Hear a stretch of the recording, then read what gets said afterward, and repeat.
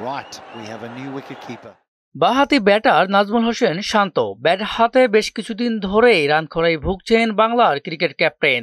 বেশ চেষ্টা করছেন রানে ফেরার, তবে ভাগ্যটা সহায় হচ্ছে না তার। এবার হঠাৎ করেই নতুন রূপে ধরা দিলেন ক্যাপ্টেন শান্ত। রীতিমতো সবাইকে চমকে দিয়ে উইকেট কিপারের ভূমিকায় দেখা মিলল তাকে।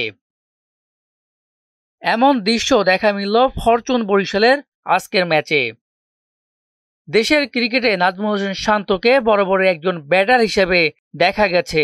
মাঝে মাঝে হাত ঘুরিয়ে বোলিং করলে উইকেট কিপার হিসেবে কখনোই তাকে কল্পনা করা হয়নি। কিন্তু বিপিএল এর মঞ্চে সেই চমকই দেখালেন ফরচুন বরিশালের এই ব্যাটার। নিয়মিত কিপার মুশফিকুর রহিম ইনজুরিতে পড়া এবং বিকল্প উইকেট রক্ষক প্রীতম কুমার একাদশের বাইরে থাকায় মঙ্গলবার সিলেট স্ট্রাইকার্সের বিপক্ষে ম্যাচে কিপার গ্লাভস হাতে মাঠে নামেন শান্ত। এদিন ব্যাট হাতে বরাবরের মতো ব্যর্থ হলে উইকেটের পিছনে শান্ত ছিলেন বেশ স্বাভাবিক। তাকে দেখে বোঝার উপায় নাই প্রথমবারের মতো উইকেট রক্ষক হিসেবে নেমেছেন তিনি। শান্তর এমন প্রত্যাবর্তন দেখে নতুন করে হয়তো ভাবতে হবে নির্বাচকদের, তবে কি বাংলার ক্রিকেট পেতে যাচ্ছে নতুন উইকেট রক্ষক?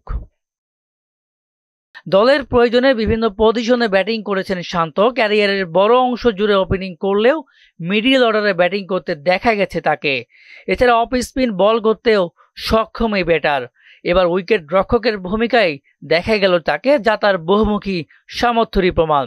তবে নতুন ভূমিকায় তিনি কতটা সফল হতে পারেন সেটাই এখন দেখার বিষয়। মেজবা রহমান, মোহনা ডিজিটাল।